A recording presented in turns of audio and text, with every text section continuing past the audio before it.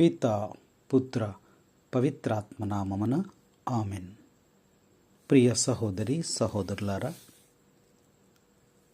నేటి ధ్యానాంశముగా ప్రభు మనకి ఏర్పాటు చేయబడినటువంటి అంశాన్ని మనం కొద్దిసేపు ధ్యానించుకుందాం. ఈ యొక్క వాక్య పఠనాల ద్వారా మీరెంతగానో దీవించబడుతూ ఉన్నారని, ఈ యొక్క వాక్యము వినినటువంటి బిడ్డలందరికీ కూడా తన యొక్క జీవితాన్ని, తన యొక్క కుటుంబాన్ని, తన యొక్క సంఘమును క్రమపరుచుకునే విధములో ఎంతగానో మేలు చేస్తుందని విశ్వసిస్తూ మన దేవుడైనటువంటి యేసుక్రీస్తు ప్రభువుని ప్రత్యేకంగా మనం ప్రార్థన చేసుకుందాం. ఎందుకనంటే యూట్యూబ్ ద్వారా వాక్యాన్ని వింటున్నటువంటి బిడ్డలందరికీ కూడా వాక్యము వినుట వలన అనేకమైన ప్రయోజనాలు ఉన్నాయని గ్రంథం మనకు తెలియజేస్తూ ఉంది. కాబట్టి మీకు అందుబాటులో ఉన్నటువంటి, మీకు అవకాశం ఉన్నటువంటి సమయంలో యూట్యూబ్ ద్వారా ఈ యొక్క ప్రభు యొక్క మాటలను మీరు ఆలకిస్తున్నటువంటి సమయంలో దేవుడు మిమ్మల్ని ఎంతగానో ఆశీర్వదించాలని ప్రత్యేకంగా ప్రార్థన చేద్దాం. ప్రభునందు ప్రియ సహోదరి సహోదరులారా, యెషయా ప్రవక్త ప్రభు అయినటువంటి యేసు క్రీస్తుకి 5 బిరుదులు ఇచ్చి ఉన్నాడు. ఇక్కడ యెషయా గ్రంథము 9వ అధ్యాయము 6వ వచనంలో మనం చూసినప్పుడు అక్కడ 5 బిరుదులు ఆయన ఇచ్చి ఉన్నాడు. అంటే ఆ బిరుదులు దేనిని సూచిస్తున్నాయంటే ప్రభు యొక్క గుణగణాలను సూచిస్తూ ఉన్నాయి. మనం మొట్టమొదటిగా ఆశ్చర్యకరమైనటువంటి దేవుడు ధ్యానించాం. రెండవ అంశంగా మనం ధ్యానించినటువంటిది ఆశ్చర్యకరమైనటువంటి దేవుడు లేదా అద్భుతమైనటువంటి సలహాదారుడు. మూడవదిగా మనము చూసినప్పుడు ఆయన బలవంతుడైనటువంటి దేవుడు, అంటే బలాఢ్యుడైనటువంటి దేవుడు. నాలుగవదిగా మనము చూసినట్లయితే ఇక్కడ యెషయా గ్రంథము 9:6 వచనం శాశ్వతమైనటువంటి జనకుడు, శాశ్వతుడైనటువంటి జనకుడు. ప్రభునందు ప్రియ సహోదరి సహోదరులారా,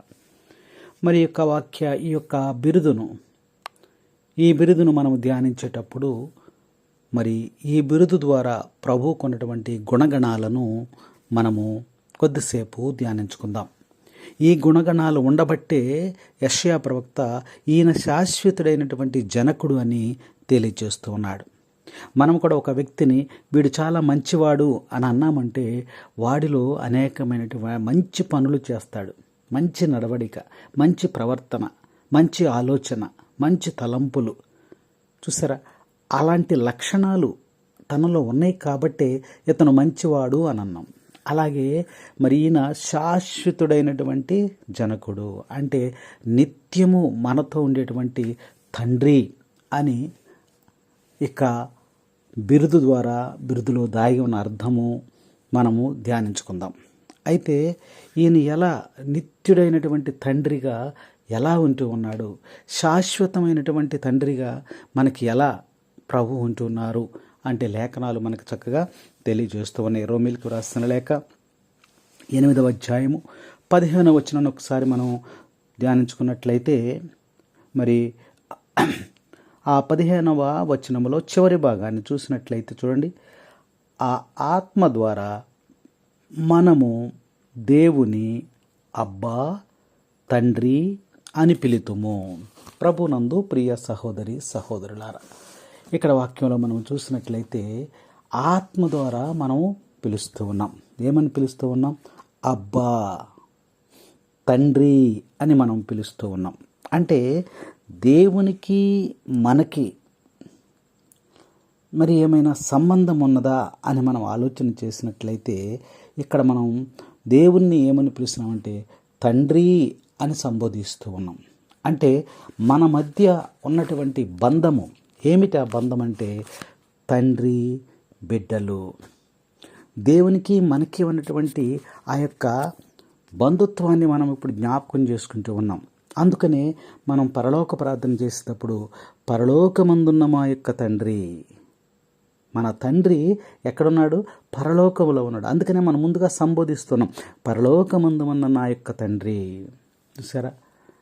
కాబట్టి దేవుడు మనకి ఎలాంటి వాడు అంటే శాశ్వతమైనటువంటి తండ్రి, శాశ్వతమైనటువంటి తండ్రి. అందుకనే యోహాను శుభవార్తలో ఒక మాట వ్రాయబడి ఉంది చూడండి. యోహాను శుభవార్త 1వ అధ్యాయము 12వ వచనాన్ని ఒకసారి మనం జ్ఞాపకం చేసుకున్నట్లయితే, ఆయనను అంగీకరించి విశ్వసించిన వారందరికీ ఆయన దేవుని బిడ్డలకు భాగ్యమును ప్రసాదించను. దేవునికి మనం బిడ్డలం, ఆయనకు మనం వారసులుగా. మరి బిడ్డలే కదా మన వారసులు. తల్లిదండ్రులకి బిడ్డలు అంటే తల్లిదండ్రులకి వారసులు బిడ్డలు, ఈ బిడ్డలకి మరలా బిడ్డలు, ఒకరికొకరు అట్లా వారసత్వాన్ని తీసుకెళ్తూ ఉంటాం.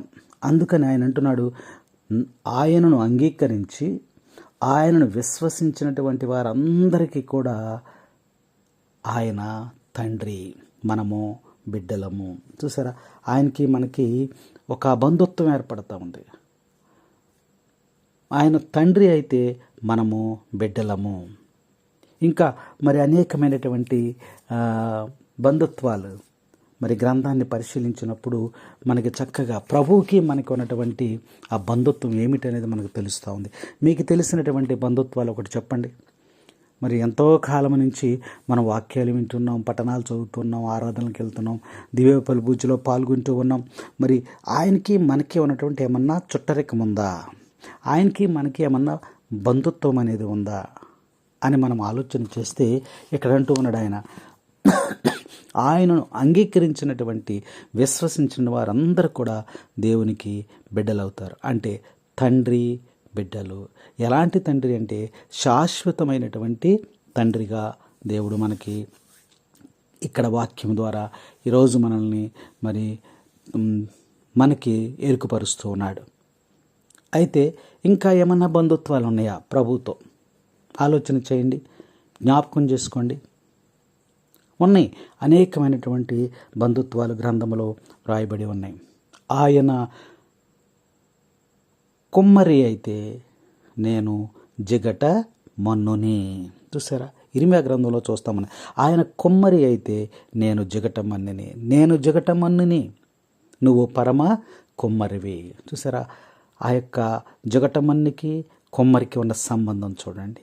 ఆ యొక్క మన్ను, ఆ మట్టిని, శుద్ధలాగా ఉన్నటువంటి మట్టిని, మరి పనికిరాదు అని మనం అనుకున్నటువంటి మట్టిని ఆ కుమ్మరి ఏం చేస్తున్నాడు? దానిని ఆ యొక్క చక్రం మీద, సారె అంటాం దానిని, సారె, ఆ చక్రం మీద ఆ మట్టి శుద్ధను దాని మీద పెట్టి చక్కని ఆకారాన్ని తీసుకొస్తాడు, చక్కని ఆకారాన్ని తీసుకొస్తాడు. కాబట్టి ఆయన కుమ్మరి, మనము జిగట మన్నులాగా ఉన్నాం. అలాంటి బంధుత్వము దేవునికి మనకి ఉన్నది. ఆయన కాపరి, మనము గొర్రెలము. ఆయన మంచి కాపరి, మనము గొర్రెలము. ఆయనకి మనకున్న సంబంధం. నువ్వు గొర్రె పిల్లవైతే ఆయన నిన్ను కాసేటువంటి కాపరి. ఇంకా గ్రంథంలో మనం చూసినట్లయితే ఆయన శిరస్సు, నీవు శరీర భాగాలు. ఈ శరీర భాగానికి శిరస్సుకి ఏ విధమైన సంబంధం ఉందో అలాగే దేవునికి నీకు కూడా సంబంధం అనేది ఉంది. ఇంకా లేఖనాలు మనం పరిశీలన చేసినట్లయితే, మరి నేను ద్రాక్షవల్లిని, మీరు తీగెలు. చూసారా? ఆయన ద్రాక్షవల్లి, మనము తీగెలము. ఈ తీగ అనేది ఆ ద్రాక్షవల్లిని అంటి పెట్టుకుని ఉన్నప్పుడు మాత్రమే అది సజీవముగా ఉంటుంది, పచ్చగా ఉంటుంది, ఫలిస్తుంది, పువ్వులు పోస్తుంది, ఫలాలు ఇస్తుంది. ఎప్పుడైతే ఆ తీగె ఆ కొమ్మ నుంచి వేరు చేయబడిందో అదేమైపోతుందమ్మా? జీవము లేనటువంటిదిగా ఎండిపోతూ ఉంది. అందుకని నీవు దేవుణ్ణి అంటి పెట్టుకుని ఉండాలి.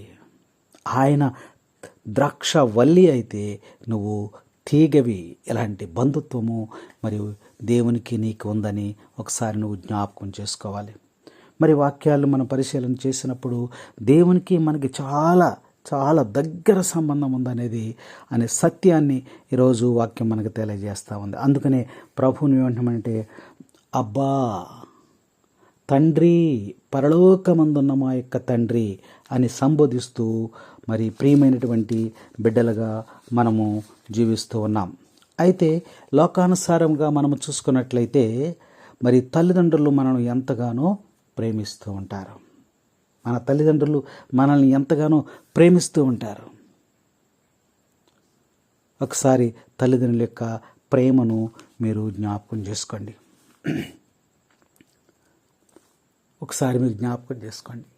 ఒకవేళ తల్లిదండ్రులను విడిచిపెట్టి మనం జీవిస్తున్నామేమో, తల్లిదండ్రులను దూరంగా పెట్టేసి వారి కాలనా పాలన చూడకుండా తల్లిదండ్రులను నిర్లక్ష్యం చేస్తూ మనం జీవిస్తున్నామేమో ఒకసారి జ్ఞాపకం చేసుకోండి. పరమ తండ్రి అయినటువంటి దేవుడు ఈరోజు మనల్ని జ్ఞాపకపరుస్తూ నీకు జన్మనిచ్చినటువంటి తల్లి తండ్రులను ఒకసారి జ్ఞాపకం చేసుకో. లోకానుసారముగా శరీరానుసారముగా ఉన్నటువంటి యొక్క తల్లిదండ్రులు మనల్ని ఎంతగానో ప్రేమిస్తూ ఉన్నారు. ప్రేమించటం, ఇక్కడ తల్లిదండ్రులను ప్రేమించటం వేరు, ఇష్టపడటం వేరు. ఇక్కడ రెండు అర్థాలను మనం జ్ఞాపకం చేసుకుందాం. ఇష్టపడటం, ప్రేమించటం, ఈ రెండిటికి ఏమన్నా వ్యత్యాసం ఉందంటారా? లేదా రెండు ఒకటేనంటారా? ఇష్టపడటము అంటే ఏంటి? ప్రేమించటము అంటే ఏంటి? మనం ఇంకా దీనిని లోతుగా మనం అర్థం చేసుకోవాలంటే మీకు ఒక చిన్న ఉదాహరణ నేను చెప్తాను. ఒక మొక్కని మనం పెంచుతూ ఉన్నాం, గులాబీ మొక్క. ఈ గులాబీ మొక్క పువ్వులు పూసిన వెంటనే దారిని వెళ్ళేవాళ్ళు, పోయేవాళ్ళు, ఇంట్లో వాళ్ళు అందరూ పువ్వును చూస్తున్నారు. ఎంతో చక్కగా ఉంది, అది అందం, చూడముచ్చటగా ఉంది. అందరూ కూడా ఇష్టపడుతున్నారు దాన్ని. కాబట్టి దారిని వెళ్ళేటువంటి వాడు, ఆ యొక్క స్త్రీ కానీ ఎవరైనా ఆ పువ్వుని ఇష్టపడి ఆ మొక్క నుంచి తెంపి తలలో పెట్టుకుంటారు. ఎందువలన పెట్టుకున్నారు? అది ఇష్టము. అందుకనే దాన్ని తుంచి తలలో పెట్టుకున్నట్టుగా మనము ఉపమానాన్ని ధ్యానిస్తూ ఉన్నాం. ఇది ఇష్టము. ప్రేమించటం అంటే ఆ మొక్క మీద, ఆ పువ్వు మీద నీకు ప్రేమ ఉన్నప్పుడు నువ్వు వెళ్ళి ఆ పువ్వుని నువ్వు తెంపలేవు. నువ్వేం చేస్తావంటే దానికి నీరు పోసి, ఎరువేసి, ఇంకొక పువ్వు పూయాలి అని ఆ పువ్వులను చూస్తూ నువ్వు ఆనందపడతావు. పువ్వుని కొయ్యలేవు నువ్వు. దానికి ఏం కావాలో, ఇంకా అది ఎదగటానికి ఏం కావాలి, ఇంకొక పువ్వు పూయటానికి దానికి ఏం కావాలి, నీరు కావాలా, ఎరువు కావాలా, సంరక్షణ ఏం కావాలి అని ఆలోచిస్తూ దాని యొక్క ఎదుగుదలను నువ్వు కోరుకుంటావు. అది ప్రేమించటం అంటే. కాబట్టి తల్లిదండ్రులుగా, లోకానుసారమైనటువంటి తల్లిదండ్రులు మనల్ని ఎంతగానో ప్రేమిస్తున్నారు. ఎంతగా ప్రేమిస్తున్నారంటే, నీవు నడవలేనటువంటి స్థితిలో ఉన్నప్పుడు, చిన్న బాలుడిగా ఉన్నప్పుడు నీ యొక్క వారి యొక్క చిటికెన వేలును నీకు అందించి చక్కగా నడిపిస్తూ ఉంటారు. తప్పటడుగులు వేసుకుంటూ నువ్వు వెళ్తూ ఉంటావు. నిన్ను వదిలిపెట్టి, నువ్వు అడుగులు వేస్తున్నావని తెలిసినప్పుడు నిన్ను వదిలిపెట్టి ఆ తల్లి, ఆ తండ్రి నీకన్నా ముందుండి చేతులు చాపి రమ్మని పిలుస్తూ ఉంటారు. నువ్వేం చేస్తావు? తప్పటడుగులు వేసుకుంటూ వెళ్ళి వాళ్ళ చేతుల మీద పడిపోతావు. అక్కడ పడిపోయినప్పుడు వాళ్ళ చేతులు అడ్డం పెట్టి నువ్వు నేల మీద పడకుండా, నీకు దెబ్బ తగలకుండా నిన్ను కాపాడుతూ ఉన్నారు. Praise the Lord. ఈ యొక్క అనుభవం అనేది ప్రతి ఒక్క జీవితంలో కూడా జరుగుతూ ఉంటుంది. గమనించండి, నిన్ను నీ తల్లిదండ్రులు అలాగే పెంచారు, నువ్వు నీ బిడ్డలను కూడా నువ్వు అలాగే ప్రేమిస్తూ ఉన్నావు. పడిపోతున్నాడు కదా అని వదిలేలా, నువ్వు బిడ్డలు నువ్వు ఇష్టపడటం కాదు, నువ్వు ప్రేమిస్తూ ఉన్నావు. కాబట్టి తల్లిదండ్రులుగా మరి ప్రేమ, ఈ లోకానుసారమైనటువంటి తల్లిదండ్రులు నిన్నంతగా ప్రేమిస్తూ ఉన్నారు. అయితే ఇక్కడ వాక్యం మనకు చెబుతూ ఉంది, నీ తండ్రి శాశ్వతమైనటువంటి తండ్రి తన బిడ్డల ఎడల ఏ విధముగా దయ చూపుతాడో, జాలి చూపుతాడో, కనికరము చూపుతాడో, ప్రేమిస్తాడో, అదే విధముగా దేవుడైనటువంటి ప్రభువు ఆయన యందు భయభక్తులు కలిగినటువంటి వారిని ఆయన కాచి కాపాడుతాడని దావీదు గారు కీర్తనలో 103వ అధ్యాయము 13వ వచనంలో మనకి స్పష్టంగా తెలియచేయబడుతూ ఉంది. కాబట్టి లోకానుసారమైనటువంటి తల్లిదండ్రుల యొక్క ప్రేమ ఎంతకాలం ఉంటుంది? ఒక 20 ఏళ్ళు ఉంటుంది, 30 ఏళ్ళు ఉంటుంది, 40 ఏళ్ళు ఉంటుంది, 50 ఏళ్ళు ఉంటుంది, 60 ఏళ్ళు ఉంటుంది. తర్వాత వారు చనిపోతారు. మరి ఈ లోకంలో మనము ఏ ప్రేమ చూసుకున్నా, భార్యాభర్తల ప్రేమ చూసుకున్నా, అన్నదమ్ముల ప్రేమ చూసుకున్నా, తల్లిదండ్రుల ప్రేమ చూసుకున్నా, బంధుమిత్రుల ప్రేమ చూసుకున్నా, ఏ ప్రేమ చూసుకున్నా అది కొంతకాలము మాత్రమే ఉంటుంది. అంటే అశాశ్వతమైనటువంటి ప్రేమ. కొంతకాలమే మనం ఆ ప్రేమను పొందుతాం. కానీ నీ యొక్క సృష్టికర్త అయినటువంటి, నువ్వు విశ్వసించేటువంటి, నువ్వు అంగీకరించేటువంటి నీ యొక్క దేవుడు శాశ్వతమైనటువంటి తండ్రి, శాశ్వతమైనటువంటి ప్రేమ, శాశ్వతమైనటువంటి ఆదరణ ఆయన నుండి నీకు లభిస్తుందని వాక్యం మనకి హెచ్చరిక చేస్తూ ఉంది. ఆ ప్రేమను నువ్వు డబ్బుతో కొనలేవని కూడా మరి వాక్యం పదే పదే మనకు తెలియజేస్తూ ఉంది. ఈ తల్లిదండ్రుల యొక్క ప్రేమ యేసుని ప్రేమ, అది ఎవ్వరు కొలువలేనిది నిజము, దీనిని నమ్ము, ఇది భువి అందించలేనిది. తల్లిదండ్రుల ప్రేమ నీడవలే గతించును, కన్న బిడ్డల ప్రేమ కలల కరిగిపోవును. ప్రేమ యేసుని ప్రేమ, అది ఎవ్వరు కొలువలేనిది నిజము, దీనిని నమ్ము, ఇది భువి అందించలేనిది. ఎన్నాడెన్నడు మారనిది నా యేసుని దివ్య ప్రేమ, ఎన్నాడెన్నడు వీడనిది నా యేసుని నిత్య ప్రేమ, ఎన్నాడెన్నడు మారనిది నా యేసుని దివ్య ప్రేమ, ఎన్నాడెన్నడు వీడనిది నా యేసుని నిత్య ప్రేమ. ప్రేమ యేసుని ప్రేమ, అది ఎవ్వరు కొలువలేనిది నిజము, దీనిని నమ్ము, ఇది భువి అందించలేనిది. Praise the Lord, praise the Lord. తండ్రి వందనం, తండ్రి స్తోత్రం, యేసువా వందనం, యేసువా స్తోత్రం. ప్రభునందు ప్రియ సహోదరి సహోదరులారా, ఈ యొక్క వాక్యాన్ని మనము ధ్యానిస్తూ ఉండగా మరియు ప్రభు యొక్క ప్రేమ మరి ఎంత గొప్పగా ఉందో ఇక్కడ వాక్యం మనకి చక్కగా తెలియజేస్తూ ఉంది. తల్లిదండ్రులు, లోకానుసారమైన తల్లిదండ్రులు మన ఎంతగానో ప్రేమిస్తున్నారు, కాదనటం లేదు. కానీ ఆ ప్రేమ ఎంతకాలం ఉంటుందంట? అది నీడ వలె గతించిపోతుంది. కన్నబిడ్డల ప్రేమ కూడా కలలా కరిగిపోతూ ఉంది. వాళ్ళు యవనస్తులు అవ్వగానే, వివాహాలు జరగగానే వారు రెక్కలు కట్టుకుని వారు ఎగిరిపోతూ ఉన్నారు. మరి నీకు జన్మనిచ్చినటువంటి తల్లిదండ్రులు ఏమిటి, వాళ్ళ పరిస్థితి ఏమిటి? అనేది ఎవ్వరు కూడా ఆలోచించటం లేదు. అదే వాక్యంలో మనకి తెలియజేస్తూ ఉన్నాడు. తల్లిదండ్రుల యొక్క ప్రేమ కొంతకాలమే ఉంటుంది, కానీ యేసయ్య ప్రేమ, ఆ దివ్యమైనటువంటి ప్రేమ మారనిది, మరి విడవనిది, నిత్యమైనది, శాశ్వతమైనటువంటి తండ్రి ఆయన ప్రేమ శాశ్వతముగా ఉంటుందని వాక్యం మనకి హెచ్చరిక చేస్తూ ఉంది. కాబట్టి కీర్తనల గ్రంథం ఒకసారి చూడండి.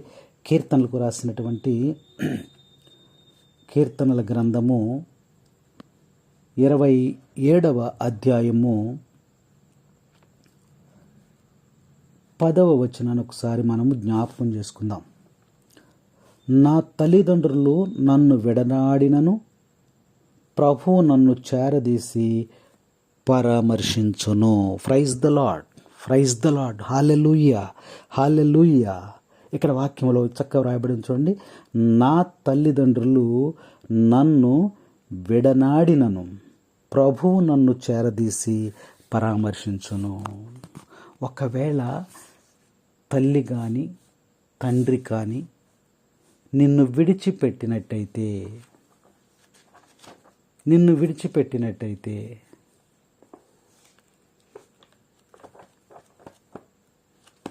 ఆయన నిన్ను విడవకుండా ఆయన నిన్ను చేర్చుకుంటానంటున్నాడు.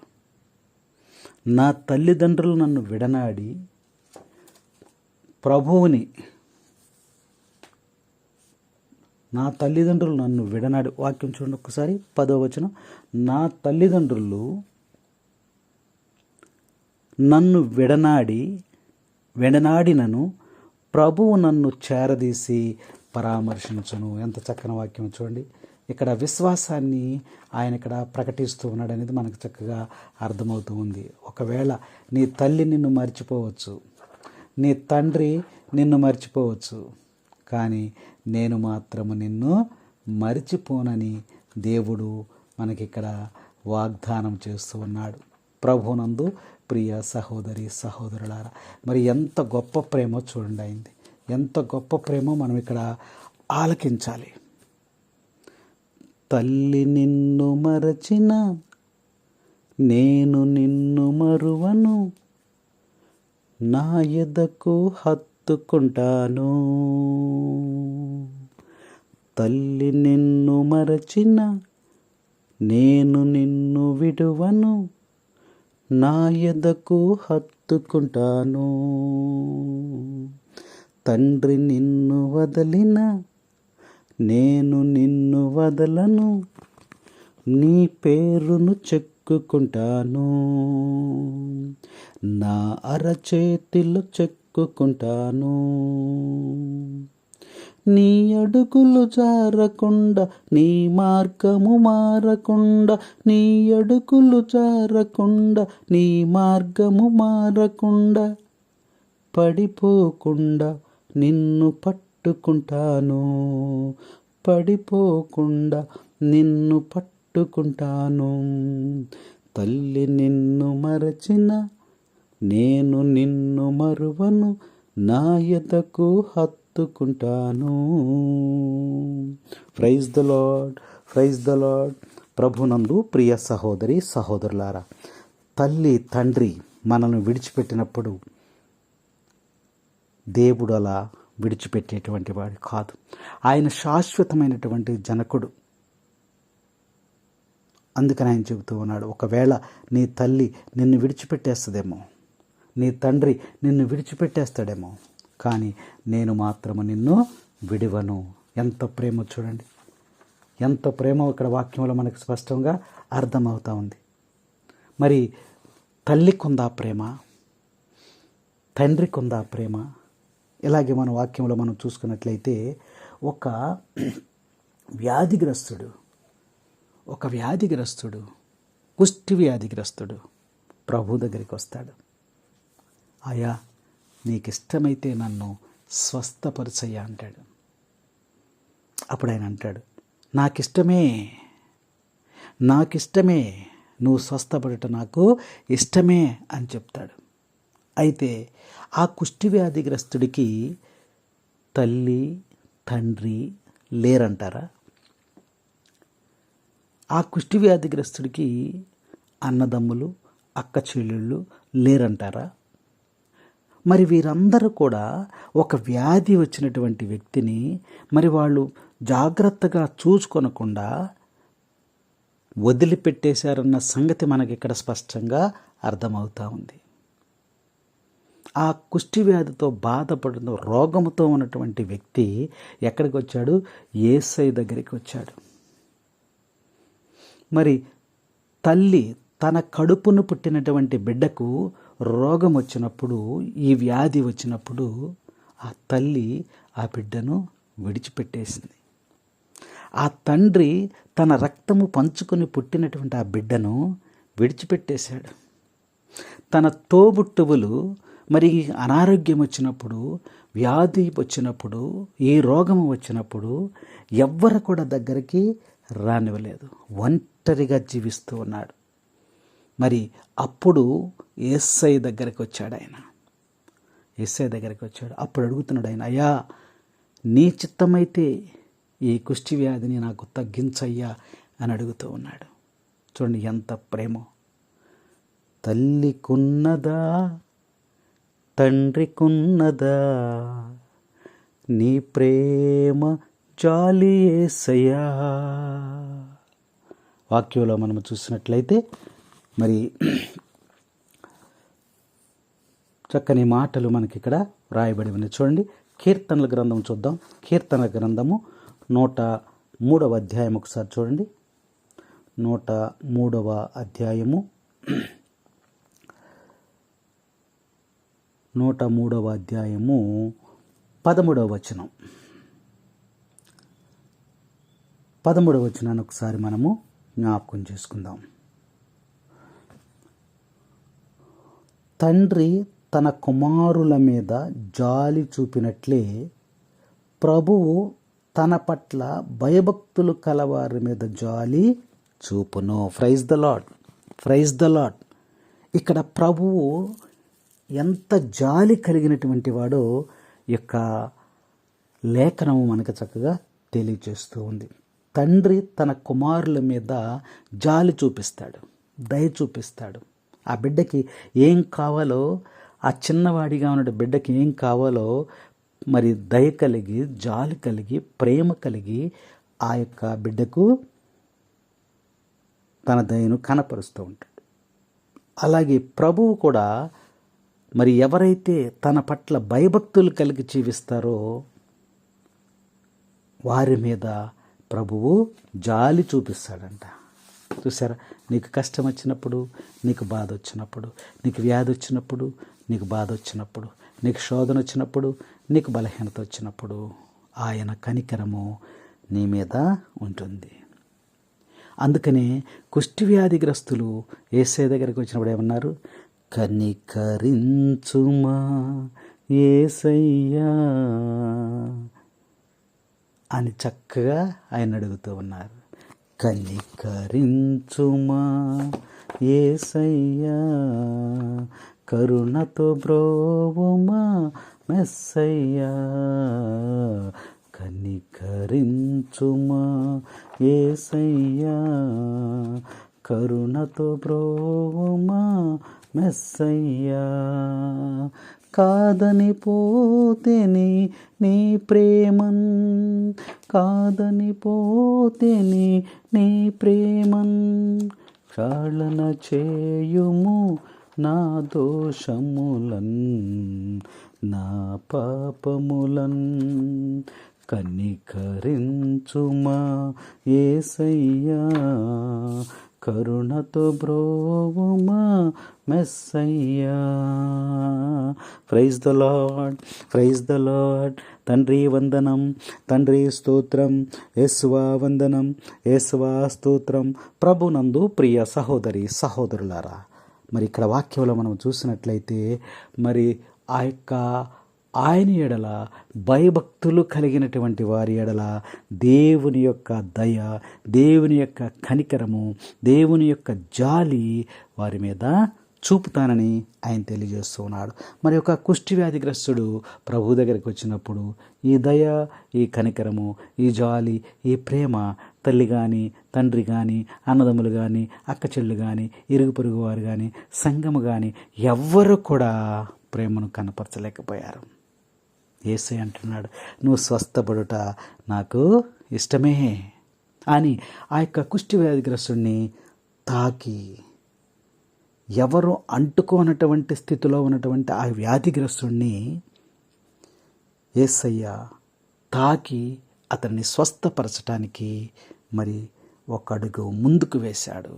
అంటే ఎంత లోతైనటువంటి ప్రేమో, ఎంత జాలి కలిగినటువంటి వాడో ఇక్కడ వాక్యం మనకి స్పష్టం చేస్తూ ఉంది.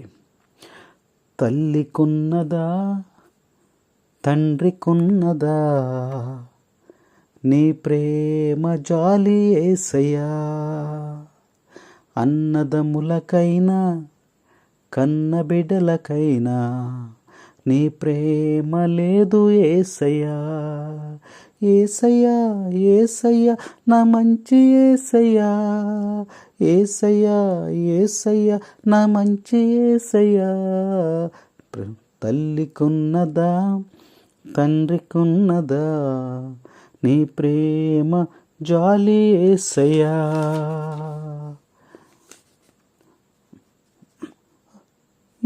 యోగ్యత లేదనుచు నా అనువారే ఇంటి నుండి వెలివేసితిరొకనాడయ్యా. యోగ్యత లేదనుచు నా అనువారే ఇంటి నుండి వెలివేసితిరొకనాడయ్యా. రోగముతో రోదిస్తూ వేదన పడుచున్నను అవహేళన చేసితిరి బంధువులయ్యా. నేను ప్రేమించకయే నన్ను ప్రేమించితివి, నా పరమ వైద్యుడు నీవయ్యా. యేసయ్యా యేసయ్యా నా మంచి యేసయ్యా, యేసయ్యా యేసయ్యా నా మంచి యేసయ్యా. తల్లికున్నదా, తండ్రికున్నదా నీ ప్రేమ జాలి యేసయ్యా. Praise the Lord, praise the Lord, praise the lord.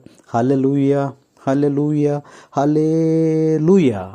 ప్రభువునందు ప్రియ సహోదరి సహోదరులారా, చూడండి ప్రభు మరి ఎంత జాలి కలిగినటువంటి వాడని వాక్యం మనకి హెచ్చరిక చేస్తుంది. నీ తండ్రి శాశ్వతమైనటువంటి తండ్రిగా ఉన్నాడు. ఆయన యందు భయభక్తులు కలిగిన బిడ్డల మీద ఆయన ఎల్లప్పుడూ కూడా జాలి కలిగి తన ప్రేమను కుమ్మరిస్తున్నాడని లేఖనం మనకి తెలియజేస్తూ ఉంది. కాబట్టి లోకానుసారమైనటువంటి తండ్రి మరణించినప్పుడు మనం ఎంతో వేదన చెందుతూ ఉంటాం. మన భవిష్యత్తు అంతా కూడా మరి అగమ్యగోచరముగా ఉంటుంది ఆ తండ్రిని కోల్పోయినప్పుడు. అయితే ప్రభు ఈరోజు మనతో మాట్లాడుతూ ఆయన అంటూ ఉన్నాడు, నేను నీకు శాశ్వతమైనటువంటి జనకుడిని. భౌతికమైనటువంటి తండ్రిని నువ్వు కోల్పోయేవేమో, ఈ లోకానుసారమైనటువంటి తండ్రిని లేదా తల్లిని నువ్వు కోల్పోయేవేమో, కానీ నేను నీకు నిత్యుడగు తండ్రిని, శాశ్వతమైనటువంటి తండ్రిని అని చెప్పి ప్రభు మనల్ని తన వాక్కు ద్వారా ఈరోజు మనకి తెలియపరుస్తూ ఉన్నాడు. కాబట్టి ఆయన వాక్యాలను మనము ధ్యానించినప్పుడు మనకి లోకానుసారమైన తండ్రులు కొంతకాలం మాత్రమే ఉంటారనేది మనకి అర్థమవుతుంది. కానీ ప్రభువు ఎప్పటి వరకు ఉంటాడో కూడా వాక్యంలో మనకు స్పష్టంగా రాయబడి ఉంది. చూడండి, మత్తయి శుభవార్తను ఒకసారి తీసుకుందాం. మత్తయి శుభవార్త 28వ అధ్యాయము చూడండి ఒకసారి. మత్తయి శుభవార్త 28వ అధ్యాయము 20వ వచనాన్ని ఒకసారి మనం జ్ఞాపకం చేసుకుందాం. 20వ వచనం, నేను మీకు ఆజ్ఞాపించినదంతా వారు ఆచరింపబోధింపుడు, ఇదిగో లోకాంతము వరకు సర్వదా నేను మీతో ఉందునని ఆయన అభయమిచ్చను. శాశ్వతమైనటువంటి జనకుడు, ఈ లోకానుసారమైనటువంటి తండ్రి కొంతకాలం ఉండి మనల్ని విడిచి వెళ్ళిపోతాడు. అప్పుడు మనం ఒంటరి వారి అయిపోతాం. కొంతకాలమే ఉంటారు మనతో, కానీ శాశ్వతమైనటువంటి జనకుడును అని ఆయనకు గొప్ప బిరుదు ఉంది. కాబట్టి ఆ బిరుదులో ఉన్నటువంటి ఆ యొక్క అంతరార్థం ఏమిటంటే మత్తయ్య గారు చక్కగా వ్రాస్తూ ఉన్నారు. ఆయన ఎప్పటి వరకు ఉంటారంట? యుగ సమాప్తి వరకు కూడా ఆయన మనకి తోడుగా ఉంటాడని ఇక్కడ వాక్యం మనకు చక్కగా తెలియజేస్తూ ఉంది. కాబట్టి ఈ యొక్క ఎక్కడున్నారంటే వాక్యం మనకు చక్కగా యుగ సమాప్తి వరకు, అంటే అంతము వరకు కూడా, యుగ సమాప్తి అంతము వరకు కూడా ఆయన మనకు తోడుగా ఉంటాడని ఇక్కడ వాక్యం మనకి బోధిస్తూ ఉంది. కాబట్టి తండ్రి అయినటువంటి దేవుడు, ఆయన శాశ్వతమైనటువంటి దేవుడు అనేటువంటి సత్యాన్ని మనము తెలుసుకొని ఆయన్ను ఆరాధించడానికి మనము ప్రయత్నించాలి. ఆయన స్తుతించడానికి మనం ప్రయత్నించాలి. ఆయన గణపరచడానికి మనం ప్రయత్నం చేయాలి. మనకి రోజువారీ జీవితంలో అనేకమైనటువంటి పనులు ఉంటాయి. క్షణము తీరిక కూడా మనకి ఉండదు. ఈ లోకములో వ్యర్థమైనటువంటి పనుల నిమిత్తమై మనము సమయాన్నంతా కూడా మరి వృధా చేసుకుంటున్నాం అనేది లేఖనాలు మనకి తెలియజేస్తూ ఉన్నాయి. అందుకనే ప్రభు వాక్యంలో మనకు సెలవిస్తూ ఉన్నాడు, కొద్ది సమయాన్నైనా ప్రభువుతో మనం గడపటానికి ప్రయత్నించాలి. ప్రభువును మనము స్తుతించాలి. ప్రభువుని స్తుతించడానికి ప్రభు మనకు ఒక రోజును మరి దయచేసి ఉన్నాడు. ఏ రోజది? విశ్రాంతి దినము. విశ్రాంతి దినమున ప్రభు కొరకే ఏర్పాటు చేయబడినది. ఆయన్ను స్తుతించటానికి ఏర్పాటు చేయబడినది. ఆయనను మహిమపరచటానికి ఏర్పాటు చేయబడినది. ఆయన్ను ఆరాధించటానికి ఏర్పాటు చేయబడింది. కాబట్టి ఆ యొక్క దినమున పవిత్రపరచమని చెప్తున్నాడు. ఆదివారమును విశ్రాంతి దినమును నీవు పవిత్రపరచుము అని స్పష్టముగా దేవుని యొక్క ఆజ్ఞ ఉన్నది. కాబట్టి మనము దేవునితో కొంత సమయాన్ని గడపలేకపోతూ ఉన్నాం. కాబట్టి ప్రభు ఈరోజు తన యొక్క వాక్కు ద్వారా మనతో మాట్లాడుతూ ఉన్నారు. కాబట్టి మనము మరి ప్రభువుకి మరి స్తుతించేటువంటి వారముగా, ఆయన్ను గణపరిచేటువంటి వారముగా మనము జీవించాలనేది లేఖనం యొక్క అర్థమై ఉన్నదని యొక్క వాక్యం మనకి తెలియజేస్తూ ఉంది. ప్రభువుని మనము స్తుతించాలి. ఎందుకనంటే ఆయన ఇప్పుడు మనకి తల్లి మరణించిన, తండ్రి విడిచిపెట్టిన, తల్లిదండ్రులిద్దరూ నిన్ను విడిచిపెట్టిన నేను విడవను అని నీకు వాగ్దానం చేస్తున్నాడు. కాబట్టి ఆయన శాశ్వతమైన జనకుడుగా నువ్వేం చేయాలి? ఆయన్ని స్తుతించాలి, నువ్వు ఆరాధించాలి. ఇప్పుడు ప్రభువుకి మనం కూడా ఒక మాట ఇద్దాం. స్తుతింతును, నిన్ను స్తుతింతును, నా జీవితమంతా స్తుతింతును.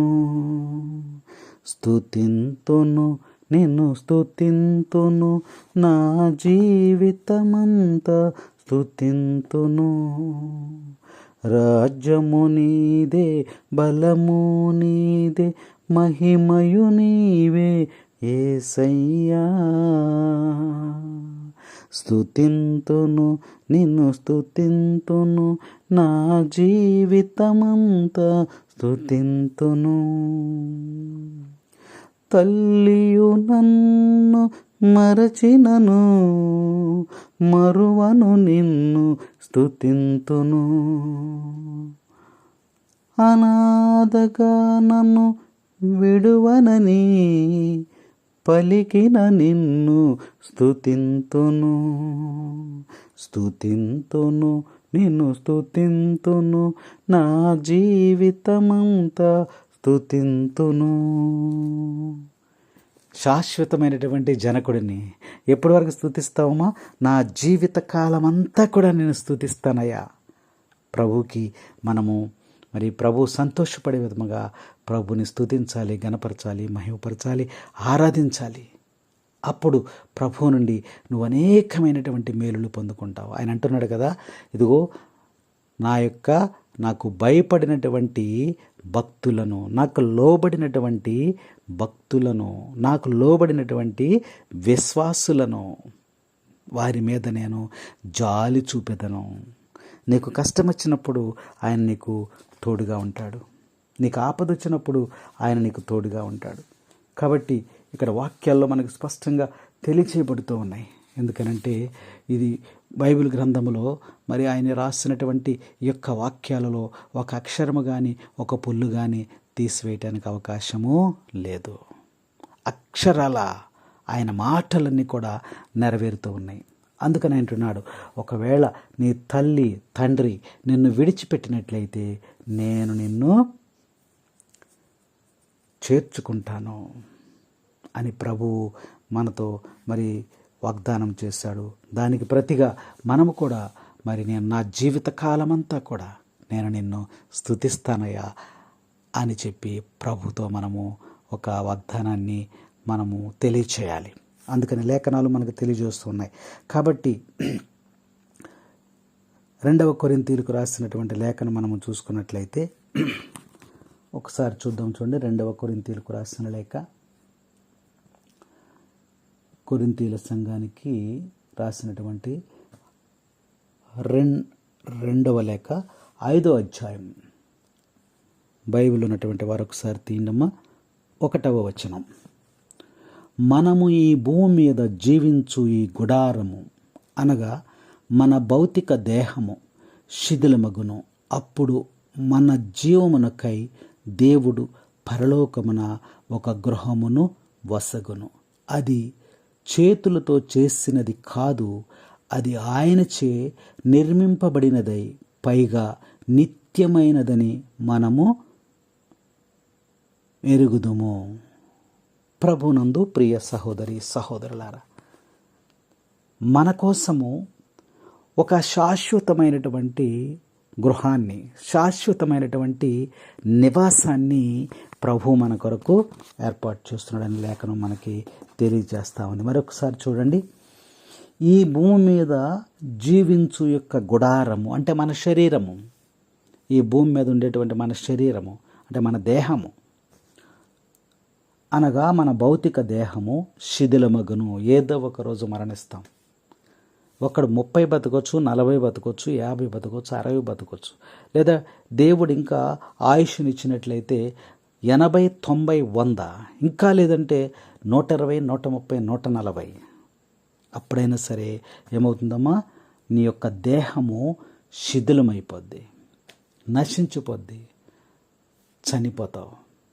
దీని అర్థం అది, చనిపోతావు. అప్పుడు మన జీవమునకై దేవుడు పరలోకములో ఒక గృహమును వసగును, శాశ్వతమైనటువంటి ఒక నివాసాన్ని ఇస్తాడంట ఆయన. మన తండ్రి అయినటువంటి దేవుడు, శాశ్వతమైనటువంటి జనకుడు మనకేమో ఒక ఇంటిని ఏర్పాటు చేస్తున్నాడు. ఎక్కడ? పరలోకములో. పరలోకములో ఆయన ఒక గృహాన్ని మనకు ఏర్పాటు చేయబడుతుందంట.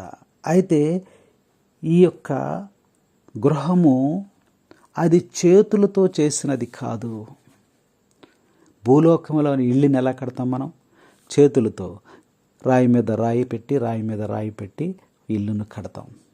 కానీ ఇక్కడ అది చేతులతో చేసినది కాదు, అది ఆయన చే నిర్మింపబడినదే, పైగా నిత్యమైనదని మనం ఎరుగుదము. ప్రభు ఏర్పాటు చేసినటువంటి ఆ యొక్క ఇల్లు, నివాసం అనేది మరి ఎంత గొప్పగా నిర్మిస్తున్నాడో అక్కడ లేఖనం మనకి తెలియజేస్తూ ఉంది. మరి అక్కడ ఇంటిని ఎలా నిర్మిస్తాడైనా అని మనం చూస్తే, భూలోకములో నీవు జీవించిన విధానమును బట్టి, ప్రభువుకి నువ్వు పంపించినటువంటి ఆరాధనలు, ప్రభువుకి నువ్వు పంపించినటువంటి స్తుతులు, ప్రభువుకి నువ్వు పంపించినటువంటి భక్తి, ప్రభువు మీద నువ్వు కనపరిచినటువంటి విశ్వాసము, ఇవన్నీ కూడా అక్కడ పరలోకములో ప్రభువు దగ్గర ఒక పిల్లర్స్ లాగా నిలబడి ఒక గృహాన్ని నీకు ఏర్పాటు చేస్తాడు. ఆ నివాసము, నీ యొక్క జీవము, నీ యొక్క ఆత్మ ప్రభు దగ్గరికి చేరుకున్న తర్వాత దాని నివాసాన్ని, ఒక గృహాన్ని ఆయన ఏర్పాటు చేస్తూ అని ప్రభు మనకి ఇక్కడ తెలియచేస్తూ ఉన్నాడు. ప్రభునందు ప్రియ సహోదరి సహోదరులారా, ఇక్కడ అది దేవునిచే నిర్మింపబడినదై ఉంటుందని లేఖనం మనకి తెలియజేస్తూ ఉంది. కాబట్టి ఈరోజు మనము ధ్యానించుకున్నటువంటి అంశంలో ప్రభువు మనకు నేర్పినటువంటి ప్రధానమైనటువంటి విషయం ఏమిటి అంటే ఆయన శాశ్వతమైనటువంటి జనకుడు అని ప్రభు మనకి తెలియజేస్తూ ఉన్నాడు. ఆయన శాశ్వతమైనటువంటి జనకుడు అని ప్రభు మనకి ప్రత్యేకంగా తెలియజేస్తూ ఉన్నాడు. కాబట్టి అలాంటి శాశ్వతమైన తండ్రికి మనము బిడ్డలుగా జీవించటానికి మనం ప్రయత్నం చేయాలి. ఆయన మనల్ని హక్కున చేర్చుకోవటానికి ఆయన ఎదురు చూస్తూ ఉన్నాడు. కానీ నువ్వు పరుగున వెళ్ళి ఆయన ఒడిలో చేరుకోవటానికి సిద్ధముగా ఉన్నావా? వాక్యం మనకి హెచ్చరిక చేస్తూ ఉంది. కాబట్టి ఈరోజే మనము జీవించేటువంటి జీవిత విధానాన్ని ఒకసారి మనం పరిశీలన చేసుకొని ఆయనకు వారసులుగా ఉండటానికి మనం ప్రయత్నం చేయాలి. దేవుని పిల్లలుగా, దేవుని యొక్క బిడ్డలుగా, దేవుని యొక్క వారసులుగా మనము జీవించడానికి మనము ప్రయత్నం చేయాలని తండ్రి పిలుస్తూ ఉన్నాడు. అందుకనే పరలోకమందున్న మా యొక్క తండ్రి, నీ రాజ్యము మాకు వచ్చునుగాక, నీ నామము పూజింపబడునుగాక. చూసారా, పరలోకమందున్న మా యొక్క తండ్రి. తండ్రి ఎక్కడున్నాడు? పరలోకములో ఉన్నాడు. ఆ తండ్రిని మనం పిలుస్తూ ఉన్నాం. తండ్రి అని నువ్వు సంబోధిస్తూ ఉన్నావు. కాబట్టి ఆ తండ్రి జాలి కలిగినటువంటి వాడు, ప్రేమ కలిగినటువంటి వాడు. ఆయన యొక్క శాశ్వతమైనటువంటి ప్రేమను నువ్వు పొందుకునేలాగున ఈరోజు ప్రభు మనతో మాట్లాడి ఉన్నాడు. కాబట్టి హృదయ పరివర్తన కలిగి తండ్రి సన్నిధికి చేరుకోవటానికి ప్రతి ఒక్క బిడ్డ కూడా ప్రయాసపడాలని ఈరోజు ప్రభు తన యొక్క వాక్కు ద్వారా మనందరినీ కూడా ఉత్తేజపరిచి తన యొక్క సన్నిధిలోనికి, తన వద్దకు చేర్చుకోవటానికి ప్రభు మరి ఎంతగానో ప్రయాసపడుతూ ఉన్నారు. కాబట్టి ఈ మాటలు వినినటువంటి మనము, ఈ యొక్క దేవుని యొక్క మాటలు వినినటువంటి మనము మరి తండ్రి దగ్గరకు పరిగెత్తుకుని వెళ్ళటానికి, తండ్రి పాదముల చెంత చేరటానికి, తండ్రి యొక్క దీవెనలు పొందుకోవటానికి అట్టి కృపను దేవుడు మనకు దయచేయాలని ప్రత్యేకంగా ప్రార్థన చేసుకుందాం. పిత, పుత్ర, పవిత్రాత్మ నామమున ఆమెన్.